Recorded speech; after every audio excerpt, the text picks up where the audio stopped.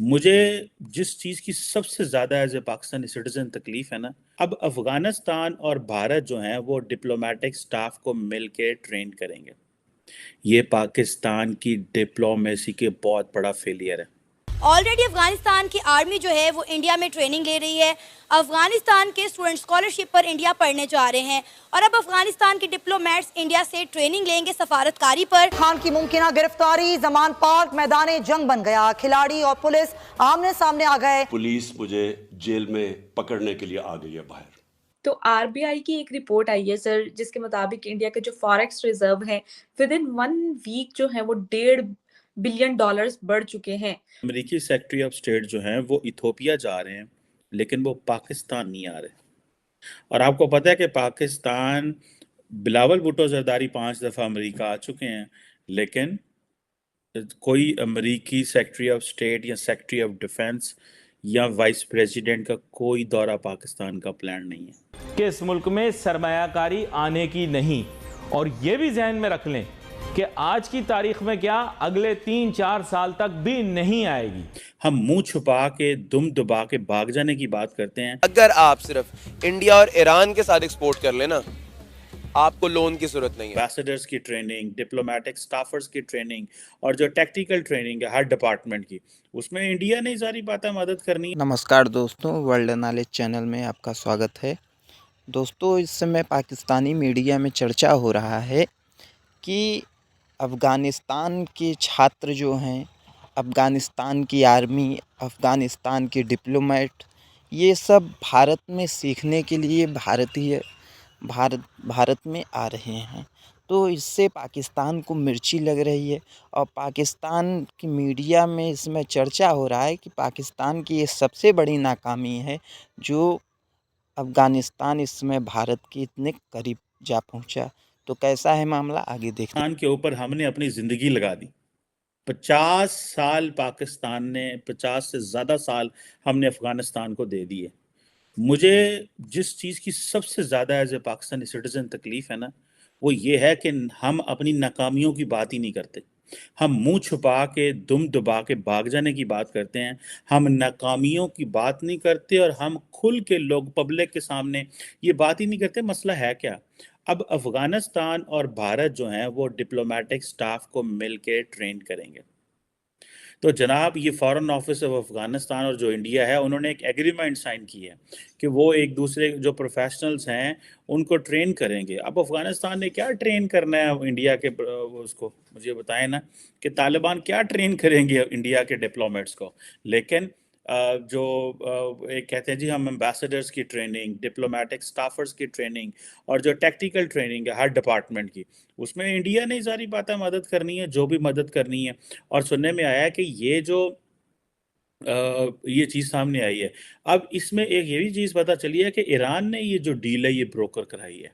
ठीक है जी। अब पाकिस्तान के तो ईरान के साथ ताल्लुकात ही अच्छे नहीं है। हमने तो जब ईरानी प्रेसिडेंट जो पिछले ईरानी प्रेसिडेंट पाकिस्तान आए थे तो उनको हमने बेइज्जत करने के लिए उस वक़्त की हमारी जो मिलिट्री लीडरशिप थी, उन्होंने उसको बेइज्जत करने के लिए उन्होंने कुलभूषण यादव निकाल लिया और उन्होंने कहा जनाब कि ये देखें जी कुलभूषण यादव पाकिस्तान में है, ये ईरान से आया था और ये और वो। बेसिकली तो उस वक़्त की मिलिट्री लीडरशिप ने बेसिकली तो उस वक़्त के वज़ीर-ए-आज़म के मुँह पे मैं समझता हूँ कि मुझे लफ्ज़ इस्तेमाल नहीं करना चाहिए, लेकिन ज़्यादती की उन्होंने कि आपके प्राइम मिनिस्टर एक नेबरिंग कंट्री के सदर को होस्ट कर रहे हैं और आप उसी दिन या उससे अगले दिन आप उस तरह का एक चीज़ शुरू कर देते हैं। तो बेसिकली तो वो एक डेलिब्रेटली किया गया था प्राइम मिनिस्टर को अंडरमाइन करने के लिए, प्राइम मिनिस्टर की डिसरिस्पेक्ट करने के लिए। और यहाँ पे सारी बात है, पाकिस्तान में वज़ीर-ए-आज़म की तो वैल्यू कोई नहीं है और ये वज़ीर-ए-आज़म की वैल्यू इसलिए नहीं है कि जो बाकी हलके हैं इस्टेब्लिशमेंट वज़ीर-ए-आज़म की इज़्ज़त नहीं करती, वज़ीर-ए-आज़म इज़्ज़त करवाना ही नहीं चाहता। तो जो बात मैं करने लगा हूँ कि अमेरिकी सेक्रेटरी ऑफ स्टेट जो हैं वो इथोपिया जा रहे हैं, लेकिन वो पाकिस्तान नहीं आ रहे। और आपको पता है कि पाकिस्तान बिलावल भुट्टो जरदारी 5 दफ़ा अमेरिका आ चुके हैं, लेकिन कोई अमेरिकी सेक्रेटरी ऑफ स्टेट या सेक्रेटरी ऑफ डिफेंस या वाइस प्रेसिडेंट का कोई दौरा पाकिस्तान का प्लान नहीं है। ये पाकिस्तान की डिप्लोमेसी के बहुत बड़ा फेलियर है। इसको ना तो कोई बात कर रहा है, ना इस पे किसी की कोई डिस्कशन है।